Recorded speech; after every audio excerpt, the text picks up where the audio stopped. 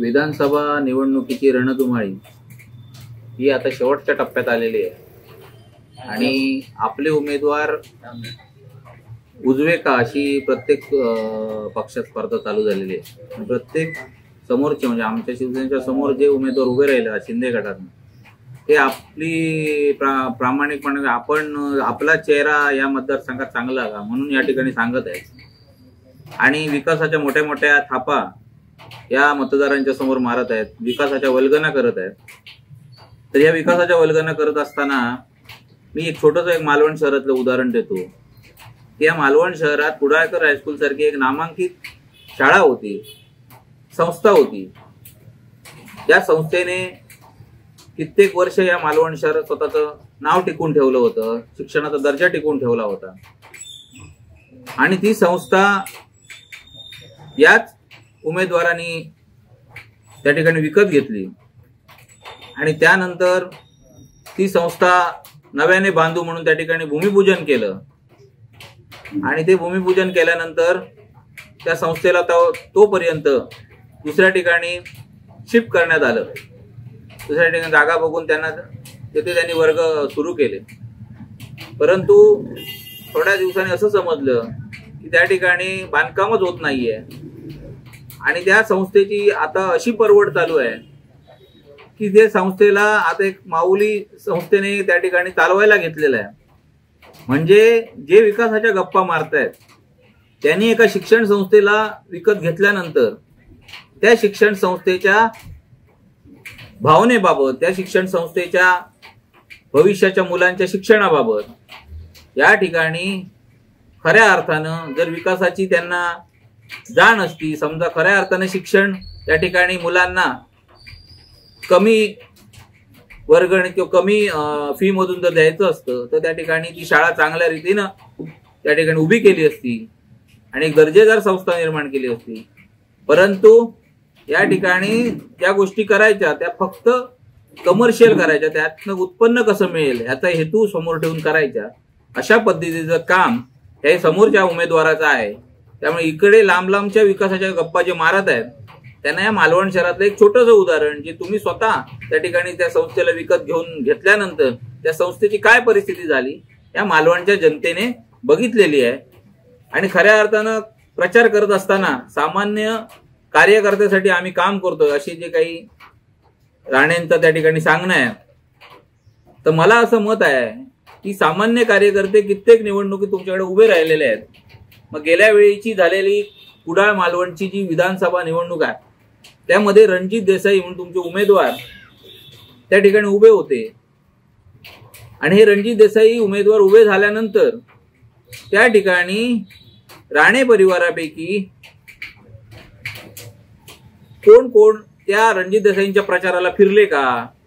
राणेंपैकी निलेश राणे असतील, नारायण राणे असतील, ते त्या रणजित देसाईंच्या सामान्य कार्यकर्त्याला निवडून आणण्यासाठी त्या ठिकाणी फिरले का?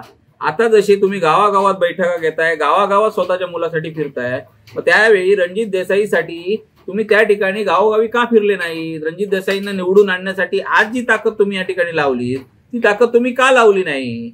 म्हणजे रणजित देसाई सारखे सामान्य कार्यकर्ते ज्यावेळी एखाद्या निवडणुकीत तुमच्याकडे उभे राहायला येतात त्यावेळी त्यांच्यावेळी तुम्ही डायरेक्ट त्यांना सोडून द्यायचं, त्यांच्या बाजूने उभं राहायचं नाही। आणि ज्यावेळी फक्त स्वतःची घरातलं कुटुंबातील व्यक्ती उभं राहणार त्यावेळी तुम्ही कष्ट करणार, गावोगावी फिरणार, स्वतःची ताकद लावणार, तर सामान्य कार्यकर्त्याला न्याय देण्याचं काम राणे फॅमिली कधीच करू शकली नाही। आणि त्याचं मतिमंद उदाहरण म्हणजे रणजित देसाईंची निवडणूक आहे। आणि तिसरी गोष्ट एक अशी आहे की आज जे काही चेहरे म्हणजे निलेश राणेंचे सुसंस्कृतपणा, निलेश राणेंचा काहीतरी या मतदारांना नवीन विकास करतील अशी काही वल्गना या ठिकाणी मारत आहेत। मला खऱ्या अर्थानं सांगेन की कालच झालेल्या छत्रपती शिवाजी महाराजांच्या ज्यावेळी पुतळा त्या ठिकाणी पडला आणि पडल्यानंतर 4 दिवसात पाहणी न करण्यासाठी आलेले नारायण राणे त्या ठिकाणी उद्धव ठाकरेंची मुलगी आदित्य ठाकरे येतात म्हणून तीच वेळ घेऊन त्या ठिकाणी येतात आणि त्या ठिकाणी मग त्या आदित्य ठाकरेंना तुम्ही या रस्त्याने जायचंच नाही म्हणून त्यांच्यावर दादागिरी करतात। दादागिरी केल्यानंतर आदित्य ठाकरेंवर इनमिन 12-15 लोक त्या ठिकाणी पाहणी करण्यासाठी गेली होती आणि मग आमच्या मोर्चाच्या ठिकाणी समजतं की आदित्य ठाकरेंना त्या ठिकाणी या सगळ्या काही गुंडांनी त्या ठिकाणी घेरलेलं आहे, आणि मग आमचे शिवसैनिक त्या ठिकाणी आदित्य ठाकरेंना मदत करण्यासाठी जातात, आणि मग ती शिवसैनिकांची गर्दी बघून त्या ठिकाणी निलेश राणेंचं पोलीस प्रशासनावर जी काही आग पकड दिसली, पोलीस प्रशासनाला जी शिवीगाळ त्या ठिकाणी दिसली, नारायण राणेंनी त्या ठिकाणी एकाएकाला घरात घुसून मारेन, एकेकाला ठेचून मारेन, ही काही वाक्य त्या ठिकाणी सांगितली, ही काही संभाषण केली, तर खऱ्या अर्थानं या कुडाळ मालवण मतदारसंघात असलेली शांतता ही भविष्यात त्या ठिकाणी दहशतवादाच्या छायेखाली जाणार आहे, याचं एक उदाहरण, एक झलक त्या ठिकाणी त्यांनी दाखवली. त्यामुळे या गेल्या 10 वर्षात शांततामय असलेला मतदारसंघ, शांततेत चाललेली विकास कामं, पारदर्शक चाललेली विकास कामं, भ्रष्टाचारी कॉन्ट्रॅक्टरांना या ठिकाणी नष्ट करून या ठिकाणी चांगली दर्जेदार कामं या ठिकाणी या कुडाळ मालवण मतदारसंघात करून घेण्यात आली. हे सगळं या मतदारसंघात होत असताना आता भविष्यात पुन्हा या ठिकाणी निलेश राणे कणकवली देवगडमधून उभे आहेत, नारायण राणे खासदार झालेले आहेत, आणि पुन्हा तिसरं तिकीट निलेश राणे म्हणून एकाच घरात 3 तिकीटं देऊन, पक्ष जरी वेगवेगळे असले तरी ही तडजोड आहे, स्वतःच्या घरातल्या उमेदवार निवडून आणण्यासाठी केलेली तडजोड. आणि ही तडजोड फक्त त्या ठिकाणी सामान्य कार्यकर्ता उभा राहू शकला असता, पण त्याला न्याय न देता फक्त स्वतःच्या मुलासाठी त्या ठिकाणी शिंदे गटाच्या मुख्यमंत्र्यांकडनं तिकीट मागून आणणं, आणि सामान्य कार्यकर्त्याला, जो कार्यकर्ता गेली 30-35 वर्ष तुमच्याकडे काम करतायत, त्या कार्यकर्त्याला त्याकडे डावललं जाणं, त्यांना संधी न देणं. त्यामुळे या सगळ्या गोष्टीतनं असं दिसतंय की सत्ता आणि सत्तेसाठी राजकारण आणि सत्तेसाठी फक्त पक्ष बदल हे या ठिकाणी सातत्याने दिसत आहेत. आणि मला असं म्हणणं आहे की सुसंस्कृत उमेदवार म्हणून आमदार वैभव नाईक आहेत. गेल्या 10 वर्षाच्या काळात एकही असं विधान, या विधानावर टीका होऊ शकते, एकही असं वागणं की त्या वागण्यावर टीका होऊ शकते, एकही असं कार्यक्रम चुकीच्या गोष्टीने एखादा मुद्दा घेणं, चुकीच्या गोष्टीने लोकांना बोलणं, अरेरावीने बोलणं, या 10 वर्षात या ठिकाणी दिसलेलं नाही. या ठिकाणी सुसंस्कृतपणा, स्वतःच्या कौटुंबिकपणा, स्वतःच्या घरातला असलेला पूर्वीपासूनचे उद्योगधंदे आणि त्याच्यातनं राजकारणासाठी खर्च करणं, म्हणजे या ठिकाणी या राजकारणात वैभव नाईक हे उजवे आहेत. कुडाळ मालवणची जी जनता आहे ही या सगळ्या गोष्टींचा उद्याच्या येणाऱ्या 20 तारीखच्या निवडणुकीमध्ये नक्की विचार करेल. आणि खऱ्या अर्थानं आमदार खासदार नारायण राणेंना जे काही या ठिकाणी मतदान झालं, त्याचं जे लीड मिळालं आणि त्या लीडच्या मोठ्या फरकाच्या जो काही त्यांना गर्व निर्माण झाला आणि त्यांना वाटत होतं की ही निवडणूक सहज आहे, तर खऱ्या अर्थानं ही निवडणूक कुडाळ मालवणच्या जनतेने हातात घेतलेली आहे. आणि जनता ज्यावेळी निवडणूक हातात घेते त्यावेळी ही निवडणूक ही सोपी होते. आणि मी सांगतो की आमदार वैभव नाईक या ठिकाणी 30-35 हजाराच्या मताधिक्याने निवडून येतील. आणि येत्या 20 नोव्हेंबरला 2 नंबरची निशाणी वैभव नाईकांची मशाल या निशाणीला मतदान करून या विजयावर शिक्कामोर्तब कुडाळ मालवणची जनता करेल असा ठाम विश्वास आमचा या ठिकाणी आहे. जी जनता छत्रपती शिवाजी महाराजांचा पुतळा पडल्यानंतर या पुतळ्याच्या भ्रष्टाचारात असलेल्या लोकांवर कारवाई होईल, यातले आरोपी पकडले जातील अशी या जनतेला आशा होती.